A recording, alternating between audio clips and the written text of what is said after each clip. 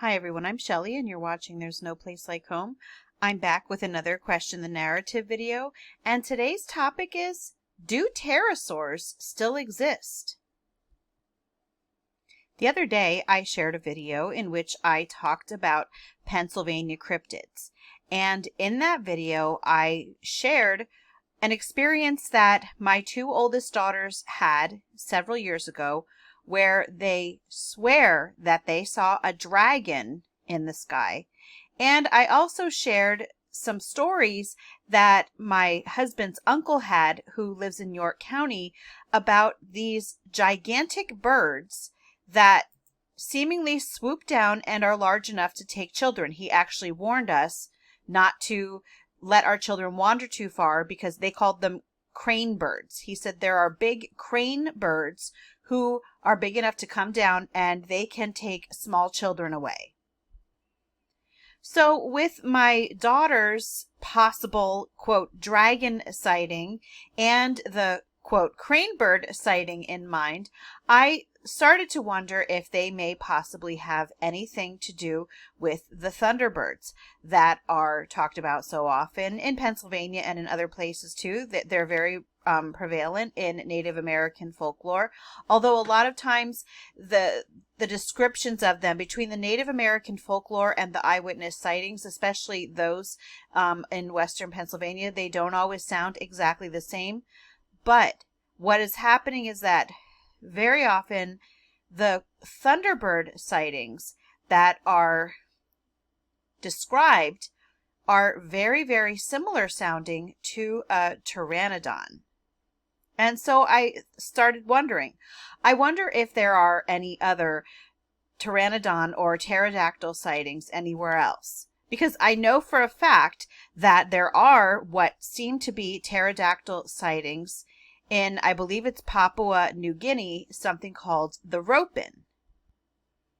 So I'll just start out with some snippets of an article about the ropen, but I'm going to talk more about some more recent sightings in other parts of the world because, again, the only ones that I knew of that specifically sounded like pterodactyl were those of thunderbirds and those of the ropen in New Guinea. So it says, for years, reports of living pterosaurs have come out of Papua New Guinea and its surrounding islands. Of particular interest is a creature said to live on Umboy Island, which is just off the mainland coast. Locals have reported sightings of a creature they call duos or ropen. With a wingspan said to be up to 29 feet, the dark gray flyer possesses two leathery bat-like wings and a long tail with a diamond shape on the end. Also noted is a head crest and dermal bump, a tooth-filled beak, and razor-sharp claws. I'm going to stop right there because reading this description, it sounds very similar to what my daughters called the dragon that they saw, because they both insisted that it had a long, skinny tail. Now, they did not specifically say with a diamond on the end, but it did have a long tail. And I kept asking them, are you sure that it wasn't a bird's skinny legs folded back and it only looked like a tail? And they both insisted, no, it was an actual tail. It was not legs folded back. But moving on, it says, cryptozoologists believe the ropen emerged from either the Dimorphodon or Rhamphorhynchus lineages. Dimorphodons were only about 3 feet long with a wingspan nearing 5 feet. I'm not going to read that. Let's just scroll down where it gives us a little bit more of a description. So right here, the ropen is far larger than either of these extinct pterosaurs. It is thought to be nocturnal and give off a bioluminescent glow. As reported on Paul Nation's Indava Bird Project website, locals call the light Indava, which means bird that flies at night and brings death. Jonathan Whitcomb is a leading cryptozoologist involved in the Papua New Guinea pterosaur investigations. Also a private investigative journalist and forensic court videographer, he has devoted more than 10,000 hours to investigating the ropen and interviewing witnesses. Whitcomb studied the ropen's lights and found they moved toward the coast early at night and returned inland later. This aligned with the reports of locals who say the ropens fly out to the reef at night to feed and then return to their resting places in the mountains. In 2005, ropen investigator and explorer Garth Gessman interviewed eyewitness Duane Hodgkinson while fellow investigator Jonathan Whitcomb filmed the exchange. In the video, Hodgkinson talks about his unexpected ropen sighting in 1944. Hodgkinson had been stationed in Finschhafen, New Guinea, with the U.S. military. While there, he made several trips into some of the surrounding native villages with a friend and a native guide. In the interview, Hodgkinson reported they had been walking along a trail about noon on a clear day. The group came upon a large clearing of grass about 2 feet high. A thrashing in the brush came from one edge of the clearing. The men paused, and a large creature ran to their left, taking 6 to 10 steps before it ascended at an angle of about 30 degrees. It disappeared over the dense brush, but soon returned and flew over the clearing, presenting a perfect side view of its features before flying out of sight. The tail had been approximately 10 to 15 feet, and the wingspan about 29 feet. It had a long neck and a long appendage off the back of its head. Hodgkinson said he was so focused on the head crest that he didn't notice if there was anything at the end of the tail. A certified flight instructor with over 13,000 hours of flight time, Hodgkinson likened the bird's wingspan to the Piper Tri-Pacer he owned. And now let's just read about some more of the sightings of the ropen. Lucy Evelyn Cheeseman was an entomologist who curated insects for the London Zoo. She went on 8 solo expeditions in the South Pacific and collected over 70,000 specimens. While in Papua New Guinea, she witnessed unusual lights that moved across the sky, lasting for only 4 to 5 seconds, and wrote about them in her book, The Two Roads of Papua. And I'm going to add in here that they also did record lights similar to that on the show Destination Truth. And I know that a lot of times you have to wonder about those shows and if they set things up. But they did record lights in the sky that sound very similar to that. Next it says, later local people shared stories about the ropen with missionaries and sparked the interest of young earth creationists such as Paul Nation, Jonathan Whitcomb, and Garth Gessman. These men led several expeditions and conducted dozens of interviews throughout the 1990s and 2000s. Many residents reported seeing large, featherless birds and lights in the night sky. One of the most notable of these interviews occurred during a visit in 2004, when Terrasaur investigator Jonathan Whitcomb spoke to a man named Gideon and 2 other witnesses who said they and others had climbed up a mountain to a volcanic crater lake not far from their village in the west central area of Umboy Island. There, they said, they saw the ropen fly over the lake and described the long tail with a diamond shape on the end. On his website, Terrasaur Still Living, Whitcomb writes about his conversation with Gideon. The Umboy resident likened the mouth or beak of the ropen to that of a crocodile. Gideon continued drawing the body with a series of bumps or scale ridges that ran down the neck, back, and tail. He agreed the wings were like that of a flying fox, and described the tail as about 23 feet long with no feathers. Cryptozoologist Paul Nation has documented his 5 expeditions to Papua New Guinea to study the ropen on his webpage indavabird.com. In 2006, he traveled for 4 days deep into the rainforest. During this expedition, he photographed a yellowish glow that moved across the sky and disappeared near a volcanic peak. Computer enhancement of video he took convinced Nation the lights were not man-made. In 2015, field researchers Milt Marcy and Peter Beach also led an expedition to Umboy Island. In the village where they stayed, elders shared stories about long-ago encounters with pterosaurs. One story told of a time when someone shot a pterosaur using a missionary's gun, and the meat, cooked in 3 large pots, fed the entire village. During their expedition, Marcy and Beach captured video of a large flying creature resembling a pterosaur or frigate bird. Frigate birds live along coastal waters in the tropics and subtropics and can soar for long periods. They have distinctive bent wings and long forked tails used to steer. Because of the distance, specific details were hard to discern, and the flyer remains unidentified. So that just gives you a little bit of a background into the ropin, which is probably one of the most popular pterodactyl-like creature, at least known in cryptozoology. Now, this did remind me of a comment that I got. I'm not sure. I think it was probably last week, but it was from Conditionally Unconditional. Very, very interesting. It says, I lived in 2 farm villages from 99 to 2003, Lamsborn and Erzenhausen, Germany. There was a flying creature that would come out at night. I'd heard a loud screeching call. The locals told me not to go outside if I ever heard that sound, and not keep pets outside. I had 2 dogs I shipped along with me. I asked my landlord why she didn't mention this when I was shown the rental house. She said she thought that might frighten my interest away, or think that she was crazy. I'm partial to such things as the unknown. Anyways, others told me this creature would visit from early spring to fall, rarely during winter season. Some of these town folks were elderly with sound minds. It was September when I moved in at Erzenhausen. It was a farming village with crops, sheep, goats, cows, and horses.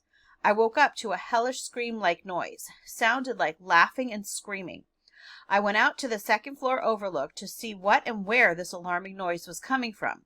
I couldn't pinpoint it, but I knew it was coming from the sky above. It echoed through the airspace. The town would button up by 10 p.m. at night. It was quite dead at night. Farmers would herd their livestock into barns and roofed enclosures practically every evening. I walked my dogs a lot and talked to many locals using my broken Deutsch. Probably better than mine. They called it a phoenix, which was a gigantic raptor. It could easily pick up and carry sheep, goats, and beef calves, and anything else that weight or size. Children were known to disappear when out at night. Sounds a lot like what my uncle warned my husband and me about when we were there at the swimming hole on his property all those years ago. Anyway, I relocated to Lamsborn because of this activity. It was like living in a twilight zone. Turned out that Lamsborn also had this creature visiting. But in that village, if they heard this screaming, screeching noise, the hunters would band together in an attempt to hunt this beast. I never saw it, but I witnessed hearing it many times. Others have seen it before. Feathers and scalene skin have also been found. It's definitely a mystery to this day. I've encountered several unexplained experiences. I always try debunking them first.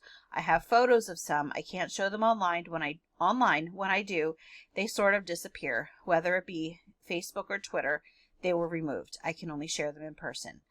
Well, if you ever decide, I'm talking to Conditionally Unconditional, if you do ever decide that you would like to email me any of those photos, I would love to take a look at them.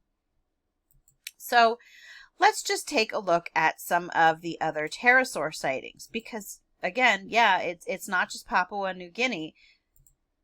Here I found what looks to be a Pteranodon flying in the sky. Now this was, I know that people are going to right away say, it's AI, it's AI.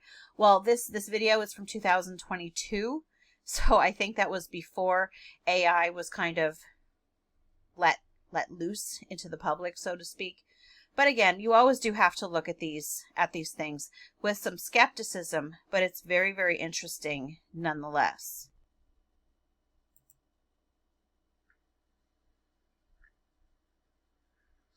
Certainly looks like something really interesting flying up there. I'm not quite sure what it was. I think that it does zoom in a little bit on it. Let me just, there we go. So yeah, I mean, it does look like a Pteranodon. So next, I found just a couple of articles that share some interesting pterodactyl sightings.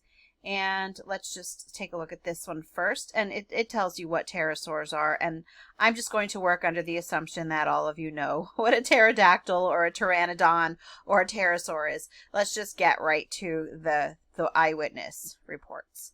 So it says, although there seems to be no hard evidence that pterosaurs did not die out millions of years ago, no pterosaurs have ever been captured and no bodies have ever been found. Sightings have persisted. Stories of flying reptiles have been recorded for many hundreds of years. Some think that tales of the mythical dragons in the lore of many cultures around the world would be attributed to the sighting of pterosaurs. And I think that in some cases that can certainly be true. Here are some more modern accounts. May 1961, New York State. A businessman flying his private plane over the Hudson River Valley claimed that he was buzzed by a large flying creature that he said looked like a pterodactyl. One thing that I want to point out to you with these eyewitness reports is that they are very credible eyewitnesses. In the other one from Papua New Guinea, we had an entomologist. And an entomologist is a scientist who studies insects. So again, this isn't just someone who just came, staggering out of a bar or something saying that they saw these things. These are credible people. Next it says, and this one right here was a businessman flying a private plane. The early 1960s, California. A couple driving through Trinity National Forest reported seeing the silhouette of a giant bird that they estimated to have a wingspan of 14 feet. They later described it as resembling a pterodactyl. January 1976, Harlingen, Texas. Teens Jackie Davis and Tracy Lawson reported seeing a bird on the ground that stood 5 feet tall, was dark in color with a bald head and a face like a gorilla's, with a sharp 6-inch long beak. A subsequent investigation by their parents uncovered tracks that had 3 toes and were 8 inches across.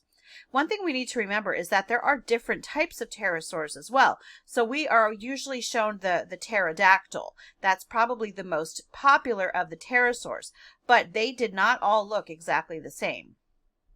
February 1976, San Antonio, Texas. 3 elementary school teachers saw what they described as a pterodactyl swooping low over their cars as they drove. They said its wingspan was between 15 and 20 feet. One of the teachers commented that it glided through the air on huge bony wings like a bat. And September 1982, Los Fresnos, Texas. An ambulance driver named James Thompson was stopped while driving on Highway 100 by his sighting of a large bird-like object flying low over the area. He described it as black or grayish with a rough texture but no feathers. It had a 5 to 6 foot wingspan, a hump on the back of its head, and almost no neck at all.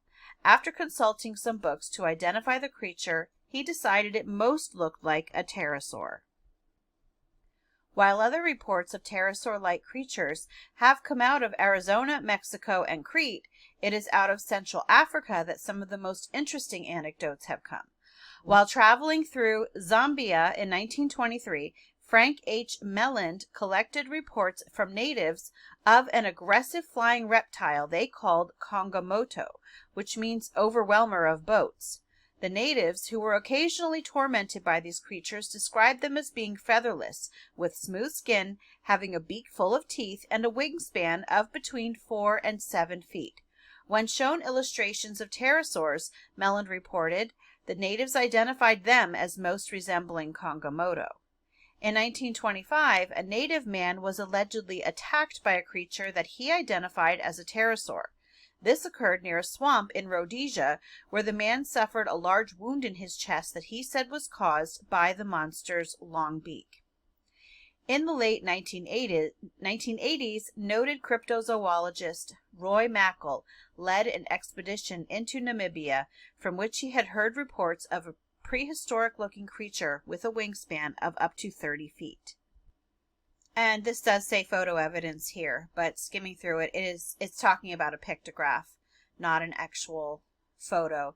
So I'll leave links to all of these articles in the description box, but I'm not going to specifically read that part. But we can read some more recent sightings now, because these were from a few decades ago, but now we've got newly acquired reports of pterodactyl sightings in the United States. And this one was written in 2022. So it says the following are some of the more recently received sighting reports of modern pterosaurs in the USA. We'll start with 2 YouTube videos on the channel Protect Animal Life and then get into 2 emails. At least one report seems to have been about a ropin, and we did discuss what ropins are already. An encounter in Hawaii. Yes, they do live in Hawaii. I saw one years ago on the East Hawaii Big Island side.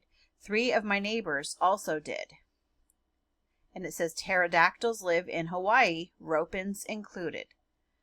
Sighting in Canada. My roommate saw one at night in the summer in Peterborough, Ontario, Canada, I think in 2016.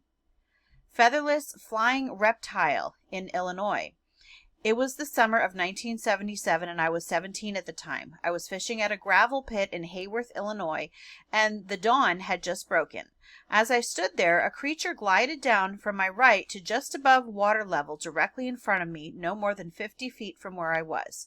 I realized this was no ordinary bird, but appeared more like a featherless reptile. I watched as it flew above the water and into the other leg of the pond and out of sight. And I do want to say that a few years ago, I took my children to a fish hatchery. And while we were there, a bird that really did look like a pterodactyl flew and landed in a tree. But then when I took a look at it, I realized that it was actually a blue heron.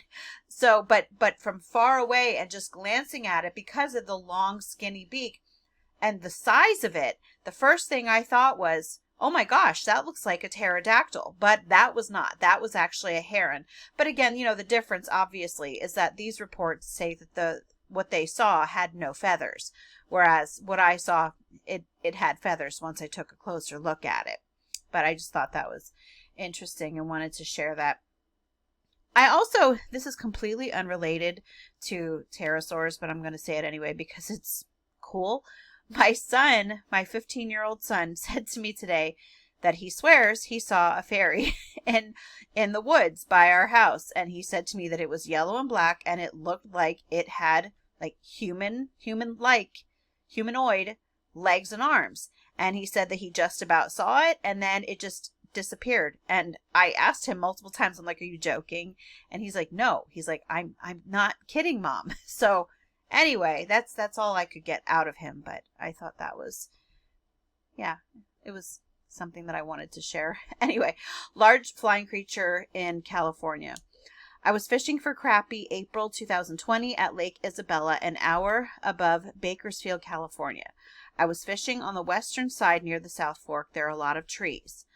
A woman who had lived for 60 years at the lake was fishing beside me. We were chatting when we saw this bird with a wingspan larger than a condor fly in and perch on the tree I was casting my fishing line towards.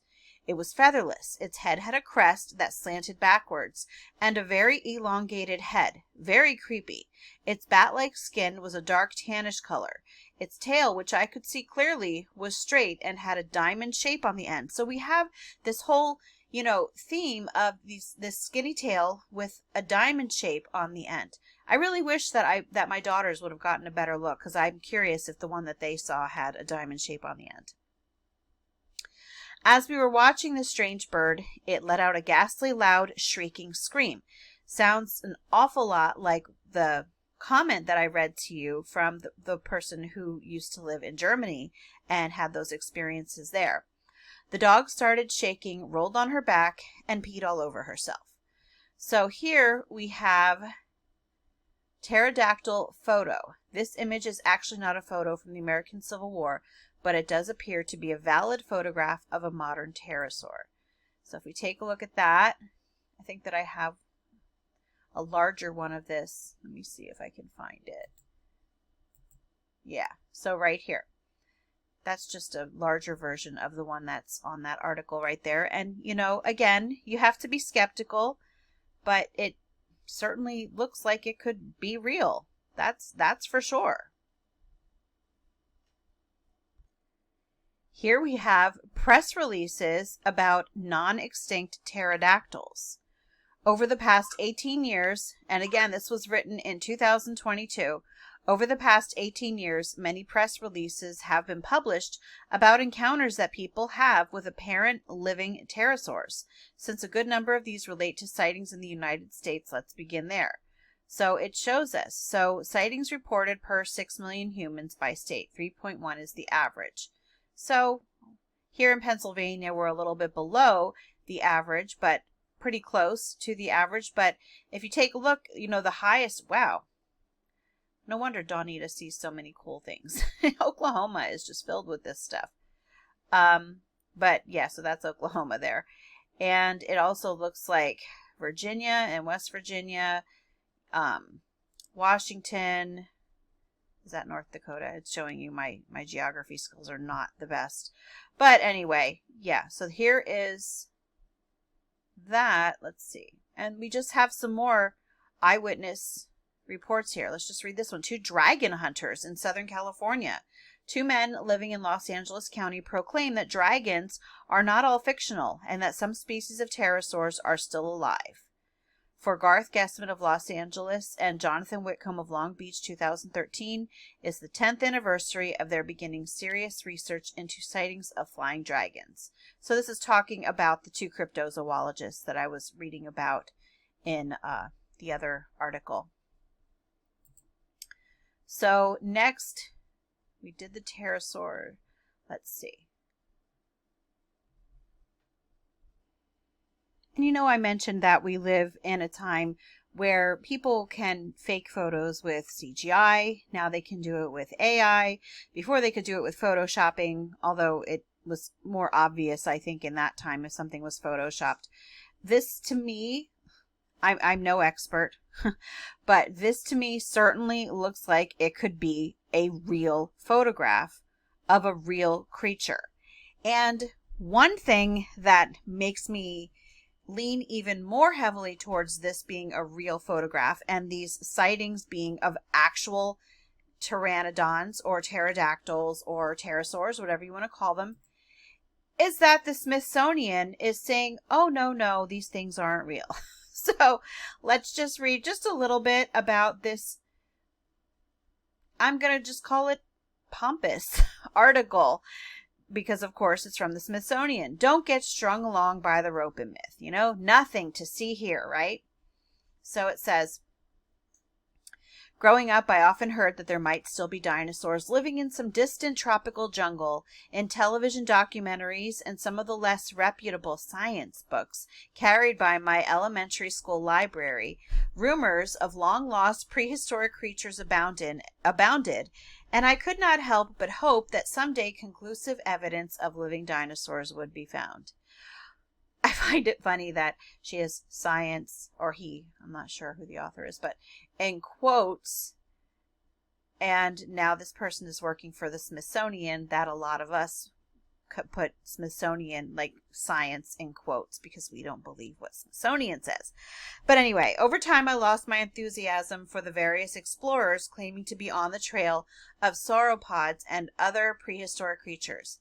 Like many self-appointed authorities on the unknown, the chief advocates of living dinosaurs turned out to be hucksters, overly credulous wildlife enthusiasts, or young Earth creationists. Oh, the horror, right? Intent on somehow disproving evolution by finding creatures thought to have been long extinct. They were not reputable naturalists who had seen something strange and wondered what could that be, but were instead showmen who generated a moderate amount of fame by standing up to orthodox science, the oft-cited foe of such people in the search for the incredible. I'll link this in the description box. I'm not going to read any more of it, but you get the gist of it. This is just somebody who is using their ego to write off what seem to be very clear pterosaur sightings. And in fact, I'm pretty sure the Smithsonian is well aware that these pterosaurs are still alive. And yes, it does go against what they are trying to push, which is the evolutionary theory. They don't want that to get out there. And that'll kind of make them look stupid, dare I say. So no, they're not going to let that happen. But anyway, I think I shared with you everything that I wanted to. So that's all that I have for you today. If you like this video, give it a thumbs up. If you haven't subscribed and would like to hear more of what I have to say, I would love if you would do that. If you have any questions or comments, you can leave one either here or over on Instagram. And if you would like to support my channel, I will leave a link in the description box to my YouTube membership, or you can just click on it right on the channel page.